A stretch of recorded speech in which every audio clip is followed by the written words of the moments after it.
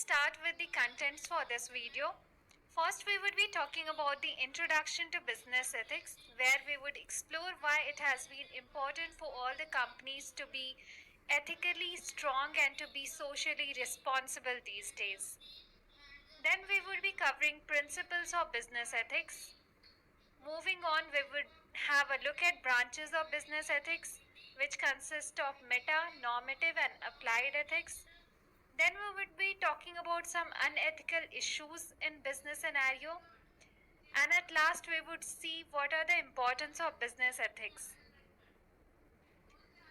So let's start with introduction. Before going on why it has been important that business ethics need to be maintained when you are running a company, it's important to understand some of the terms to get a clear idea about what does it mean. So moral standards. These are the standards that an individual has about what is right or what is wrong. So what you think about a particular situation, whether it is right, whether it is wrong, that is your moral standard. Values. So values are different from moral standard. These are the long lasting beliefs that guide society's decision and action towards variety of situation. So the long lasting belief which society thinks that it is good for society, it is believed to be good, ethically good and morally correct. So those are values which are inculcated in particular society. Then, what is ethics and how it is different from moral standards or values? So, ethics is a totally branch of knowledge which we study. It deals with moral principles, values, and behavior. So, all together, moral standards, values, your behavior, all that is consisted in ethics, which is a branch of knowledge which we go through. Then what exactly business ethics means? So when we are trying to apply these ethical principles, what we have learned in ethics, when we try to apply these in day-to-day conduct of business, to examine and solve complex moral dilemmas, to see what rules and regulations need to be made, what actions need to be taken, what judgments need to be given, how one should behave towards the customers, the suppliers, the responsibility towards the society, that together is consisted in business ethics. How business need to be socially responsible, how business need to be ethically correct. Business does not only have to look for profitability, it has to look for longer sustainability of itself and of the environment and society in which it exists. Coming to principles of business ethics, so what are the principles that together combines what exactly business ethics is? So there are few principles which I have mentioned over here. First is impartiality. So whenever we are talking about an organization, a company, it is very important that your business, your organization should be impartial towards your employees. So you are providing them the equal rights, you are providing them what they deserve with a full proper procedure. Then that is impartiality. You are not being partial towards any particular individual. Then compliance with laws and regulations, so you are paying taxes, you are giving full disclosure of your financial statement to all the shareholders and stakeholders. So you are complying with the laws and regulation. It becomes important when you are running a business, so that you would be able to avoid any kind of legal consequences of it. Practice fair business. So business should not only concentrate on profitability, so to earn more profitability, if you are doing adulteration, if you are doing malpractices, any fraud schemes you are presenting to the customers, so those all things should be avoided. You should practice fair business, and thus with fair business you should try to achieve the profitability and not through wrong means. Accountability, being responsible towards your work, what your business is doing, you need to be obligatory, you need to be responsible for that. Trust and honesty should be built up among all the stakeholders of business. So stakeholders would consist of the government, the employees, the customers, suppliers, and all those people who are directly or indirectly involved with the organization. So it's very important that you build a kind of trust and honesty so that it would present a good reputation of business in the society. It would also help in earning customer loyalty and customer retention for a longer period of time. Due diligence, so complying with the laws and rules, regulations, complying with the norms perfectly. So, for example, in banking scenario, whenever you are giving loan, it's important that you need to do due diligence properly. You need to analyze about the customer, his payment ability, his credit history, and also that is due diligence when you are trying to comply with the norms and regulations so that any mishappening does not exist. Social obligation, so being a part of society, business is responsible towards society as well, so you are having some social obligation. And for this reason, CSR activities have been mandated by the government, and now all companies are involved in doing some kind of corporate social responsibility so that they are giving back to the society from which they have utilized resources. Stakeholders' interest, I already mentioned. And then justice and equality is what is believed to be the pillars of any organization when you are treating all your employees in an equitable manner. Coming to branches of ethics, so ethics has been divided into three major parts: meta ethics, normative ethics, and applied ethics. Normative ethics is further divided as teleological ethics, deontological ethics, consequentialist, and ethics by virtue. We will see what all these means. So meta-ethics. Meta-ethics is purely descriptive branch of ethics. Now we would understand why is it descriptive. It's descriptive because it tries to analyze things. It does not tells you what to do. It only try to figure out what is happening. So let's understand this. It tends to study the meaning of moral judgments. So what is the meaning behind moral judgments? It is very foundational thing, and meta ethics tries to focus on foundation of your moral judgments, your behavior, how it has been built up over a time. It do not prescribe any particular action but tries to analyze the fact that made you act in certain ways. So meta ethics does not will say you that do not do this, do not steal, do not lie, it is wrong.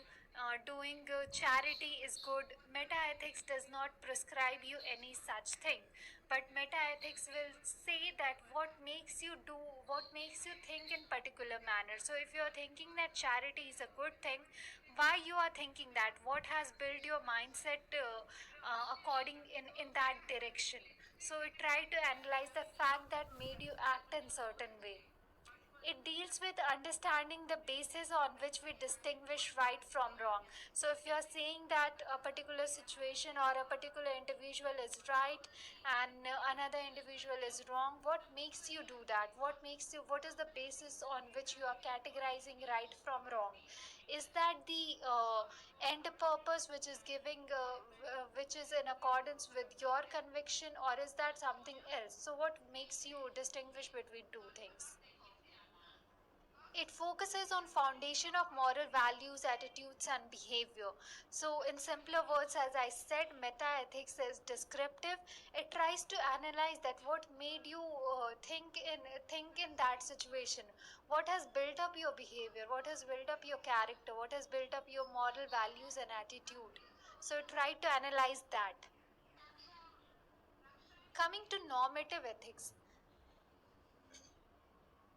so as we saw in meta ethics, it was descriptive, but normative ethics, it is prescriptive branch of ethics.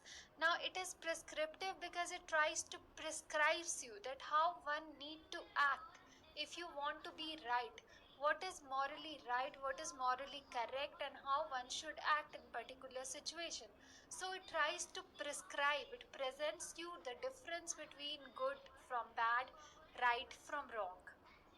So let's see. It investigates the set of questions that arise when considering how one ought to act in any particular situation.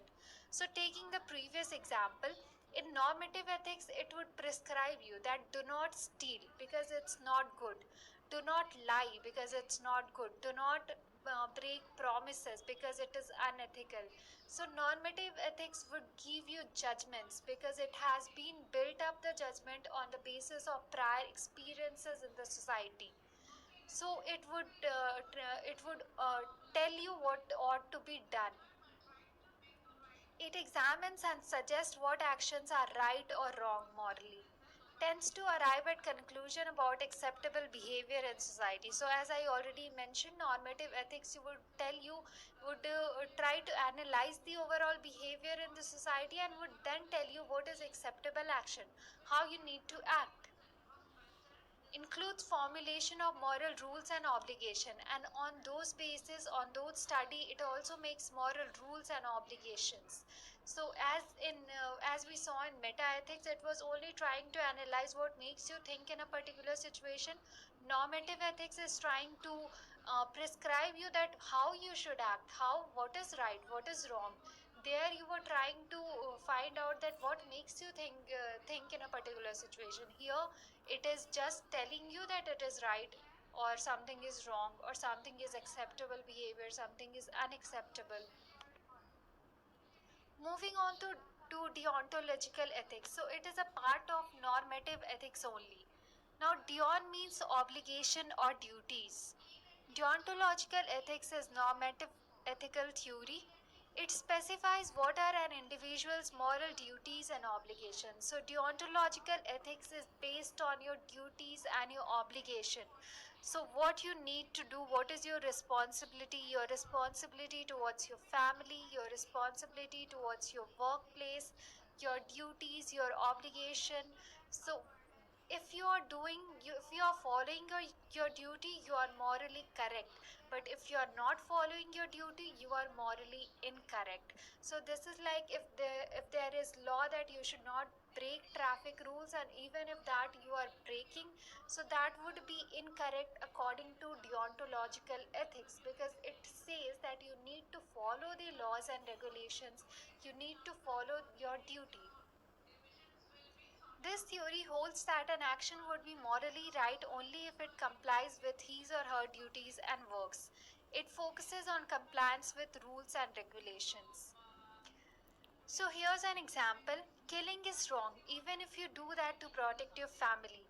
So here it says that killing is wrong. So it is your duty that you should not kill, because it has been mentioned in law that killing someone or murder, it's crime, it's illegal. Even if you do that to protect your family or for some other reason, it would be wrong, because it's against your duty, it's against the law, it's against obligation. Now, coming to teleological ethics, it has been derived from the Greek word telos, which means end goal or purpose. So, it is also a branch of normative ethics. According to this, if one need to find out how one should behave morally, the ultimate goal of ethics should be kept in consideration. So according to this, that if you're confused between how you should act, what is right, what is wrong, who would decide that? So you should keep in your mind the end purpose. So if your purpose is correct, if you're doing something for something that is good, then you should not think of the situation, you should not think of your action, you should think of the end purpose, your goal, which is correct, which is morally correct. So it focuses on the end purpose or goal for which you are acting in particular way. So let's see, for example, stealing is bad.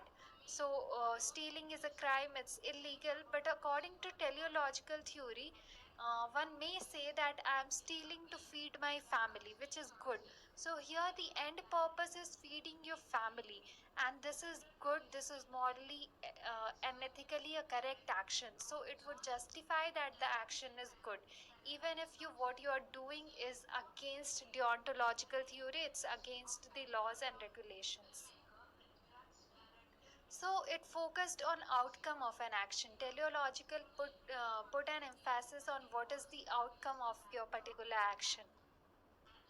Ethics by virtue. It is also referred as character based ethics.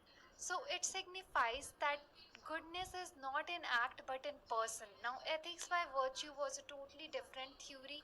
It says that how you are acting in one situation, you may not act in another situation. So, your goodness depends on your character. It is in your character. If you are good, you would act in a morally right manner. And if you are by character a bad person, even if in such some situation you are trying to pretend to be good and doing right things, in other situations you would be ending up doing what is unethical and what is immoral. So this signifies ethics by virtue. It states that if person is by character good or virtuous person, he will always act in manner which is morally right. Honesty, courage, compassion, generosity, integrity, fairness, self control, and prudence, these are all examples of virtues. So, ethics by virtue mainly focused on your character, and if by character you are a good person, you would be doing what is morally right. And if you're by character a wrong person, even in such some situation, you may act, but you are not morally a correct person.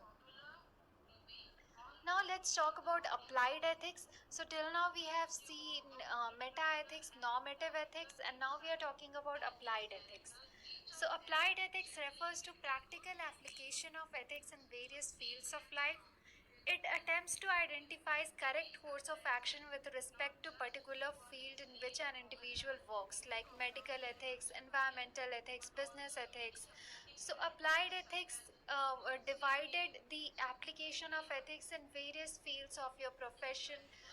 So for example, if someone is in medical profession, it is the doctor's duty that they need to treat the patient irrespective of the fee they charge in emergency situation. Their first obligation is towards the treatment of a particular patient which is on surge of life. So that is in consideration of medical ethics. Similarly, environmental ethics, you do not need to harm your environment, so all the pollution control measures and the acts that has come into picture, that is according to environmental ethics. Business ethics, how one should do behave in business scenario. It should be impartial, it should be equality should be there, and fair judgment should be given, fair business practices. So all those ethics were applied to business phenomena. So thus applied ethics tries to apply ethical principles in various fields of profession. Now, for example, the bioethics community is concerned with identifying the correct approach to moral issues in the life sciences, such as the use of euthanasia. So here, euthanasia is given to person who is suffering a lot and who is not able to recover. So this is done to end up their life. So is it morally correct or is it morally wrong? So this is how this applied ethics try to analyze the situation in various professional fields, the application of ethical principles. Now coming to some major unethical issues which has been observed. So insider trading, which is done mostly in financial markets, in stock market, where the information from the company is leaked to manipulation of share prices. So insider trading, it is unethical. Then bribery and corruption, this has been considered unethical. Discrimination, when you are discriminating individuals on the basis of their gender, race, even if they are having same level of knowledge in business scenario, then that is discrimination, that is considered unethical.